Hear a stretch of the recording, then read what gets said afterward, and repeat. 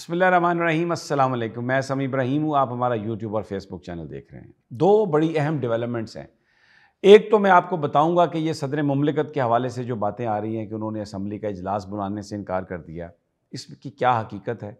और कुछ लोग ये जो तासुर देने की कोशिश कर रहे हैं कि शायद सदर साहब अब फिर असूल की जंग लड़ने के लिए तैयार हो गए हैं, ज़रा इस पर नज़र डालेंगे। लेकिन सिर्फ आगाज़ में इतना बता देता हूँ कि मत भूलिए कि 2 दफ़ा सदर साहब ने गुफ्तगू की है इस तरह की, और मैं समझता हूँ कि तहरीक इंसाफ को टीका लगाया है। और फिर उसके बाद उन्होंने ये भी कहा रिकॉर्ड पे कि मैं एक बूढ़ा आदमी हूँ, मुझे तारीख़ बनाने का कोई शौक़ नहीं, और बहुत सारा रोल जो वो माजी में प्ले कर सकते थे सदर साहब ने वो बिल्कुल फ्लैटेंड हो गए, और ये बिल्कुल उन्हीं ताकतों के साथ मिल के काम करते रहे हैं जिन्होंने आज इमरान खान साहब को इन हालात में पहुंचाया। और वैसे भी आप ज़रा उठा के देख लें कौन कौन से एंकर्स को, कौन कौन से सहाफ़ियों को इन्होंने इंटरव्यू दिए, किन से इन्हें बात की, उनके इदारों की पॉलिसी क्या थी, तो आपको सब समझ आ जाएगी कि सदर साहब मेरे कुछ कहने की ज़रूरत नहीं रहेगी।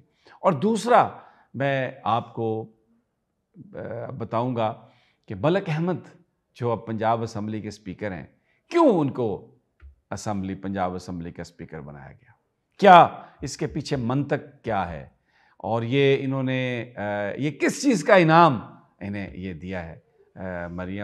शहबाज शरीफ साहब ने, नवाज़ शरीफ साहब ने और मरियम नवाज़ साहबा ने, ये पूरी तफसील सिर्फ इतना अभी शुरू में बता दूं कि ये मलक अहमद ही थे जिनकी डिक्की में छुप कर शहबाज शरीफ जनरल बाजवा से जाके मीटिंग्स करते थे। तो अब आपको समझ आ गई होगी कि ये क्या है। लेकिन किस तरीके से इन्होंने मलिक अहमद जनरल बाजवा के नज़दीक हुए वो भी मैं आपको बताऊंगा। और फिर अब मरीम नवाज़ ने क्यों ओके किया कि ये स्पीकर बन जाए, क्योंकि वजारत आला के बाद दूसरा बड़ा जो ओहदा है आइनी तौर पर वो स्पीकरशिप है। तो आ जाइए, सबसे पहले सदर मुमलिकत के हवाले से कुछ बात कर लेते हैं। देखें, 2 दफ़ा सदर साहब माजी में अपने हाथ दिखा चुके हैं। एक दफ़ा जब मिलिट्री कोर्ट्स के हवाले से और दीगर लेजिस्लेशन के हवाले से जब दस्तखत होने थे सदर पर, सदर के पास समरी जानी थी, तो रिपोर्टेडली ये 4 दिन के लिए, फटाफट 5 दिन के लिए हज करने के लिए सऊदी अरब चले गए। और सादिक संजरानी साहब जो एस्टैब्लिशमेंट के मोरे हैं वो सदर बने, और उन्होंने वो तमाम जो कानून साजी है जो वो ये करना चाह रहे थे वफाकी हुकूमत वाले, उन बिलों पर साइन करके वापस भेज दिए।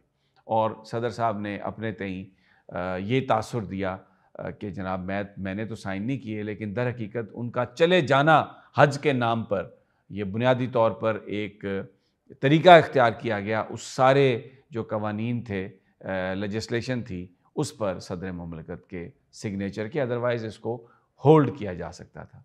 एक तो जनाब ये हुआ। फिर उसके बाद इलेक्शन की तारीख देना सदर का इस्तेकाक था कौमी असम्बली की, लेकिन सदर साहब ने पंगा नहीं लिया। सदर साहब ने कहा नहीं, मैंने हिस्ट्री में कोई नाम नहीं लिखवाना। ऑन रिकॉर्ड उन्होंने कहा मैं एक बूढ़ा आदमी हूँ और मैं इसी तरह काम करता रहूँगा। और बजाय इसके कि ये इलेक्शन की तारीख देते, इन्होंने इलेक्शन कमीशन को लिख दिया कि फ़लाँ तारीख तक आप इलेक्शन दे दें, तारीख दे दें। और सुप्रीम कोर्ट में ये बात आई कि सदर साहब के जो इख्तियारात हैं उनके हवाले से कोर्ट को कोई बहाम नहीं था। अगर सदर साहब को कोई बहाम था तो वो आ जाते, अदालत में रेफरेंस पेश कर देते। लेकिन आरिफ अलवी साहब ने कुछ ऐसा नहीं किया कि जिससे जो कुव्वतें जिन्होंने इमरान खान को हटाया और जिन्होंने इमरान खान को इस हाल पे पहुंचाया कि उनको इन्होंने चैलेंज किया हो, सिवाय इसके कि इन्होंने जनरल बाजवा की एक मीटिंग फैसिलिटेट की जब वो सदर यानी ऐवान सदर में, और वो भी अगर आप देखें उसके खदोखाल, उसका कंटेंट, तो वो मीटिंग यकीनन जनरल बाजवा के कहने पर वो हुई होगी।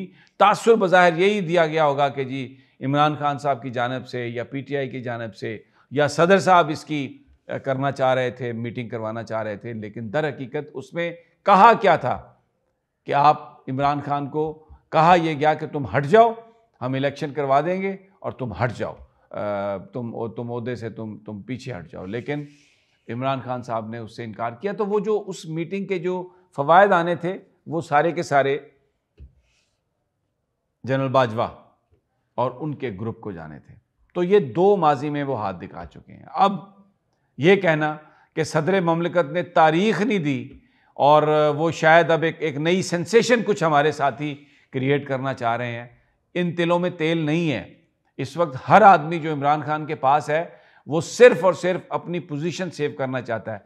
पाकिस्तान इमरान खान के गीत गा रहा है। पाकिस्तान की गलियों में, मोहल्लों में, घरों में, लोगों के दिलों में सिर्फ इमरान खान का नाम गूंज रहा है। और ये सारे सियासी बोने जिनका अब आगे जाके कोई सियासी मुस्तकबिल नहीं है, ये एक तासुर देने की कोशिश कर रहे हैं, या हो सकता है कुछ मफादात के लिए इमरान खान को फिर धोखा दें, फिर कहें कि हमने हिस्ट्री में नाम नहीं लिखवाना जी, हमने तो ऐसे ही ज़िंदगी गुजारनी है। तो इसलिए ये एक बड़ा क्रूशल मौका है और इस वक्त ये सारे के सारे मिलकर इमरान को घेर कर उसे बेवकूफ़ बनाकर, कोई मफाहमत के नाम पर, कोई आगे ज़िंदगी चलाने के नाम पर, और कोई कहेगा जी मान लेना आप बस अब किसके साथ लड़ाई करेंगे, किसके साथ लड़ाई करेंगे, ये वो सारी कुव्वतें हैं। लेकिन खान डटा हुआ है, जो मेरे पास इत्तला है।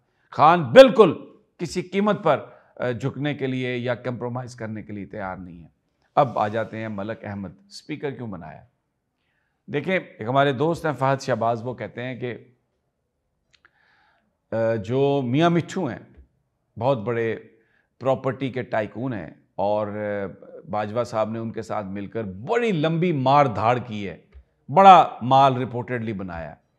उनकी जब शादी थी, वो समधी हैं जनरल बाजवा के, तो वहाँ पर मलक अहमद साहब देखे गए थे। मलक अहमद का ताल्लुक़ था मियाँ मिट्ठू से, लेकिन मुझे ज़रा ये बता रहे हैं कि उन्होंने ख़ुसूसी तौर पर उन ताल्लुकात को बेहतर बनाया, टाइम दिया, और जनरल बाजवा के साथ उनकी वहाँ पर मेल मुलाकातों का सिलसिला शुरू हुआ और मुस्लिम लीग नून और जनरल बाजवा के बीच जो लड़ाई थी उसके ख़त्म करने की उसकी बात की गई।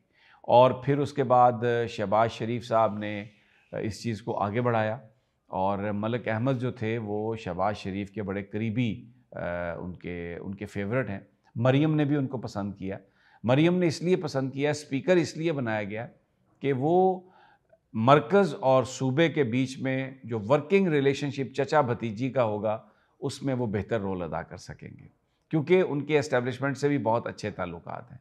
तो उनको इसलिए सूबाई असम्बली में बनाया गया। लेकिन जब ये बात हो गई, शुरू में जो मैं बात कर रहा था, तो शहबाज शरीफ साहब मलक अहमद की जो गाड़ी है उसकी डिक्की में बैठकर छुप कर जनरल बाजवा के साथ वो बातें करते थे, जाके उनसे कई मुलाकातें हुई।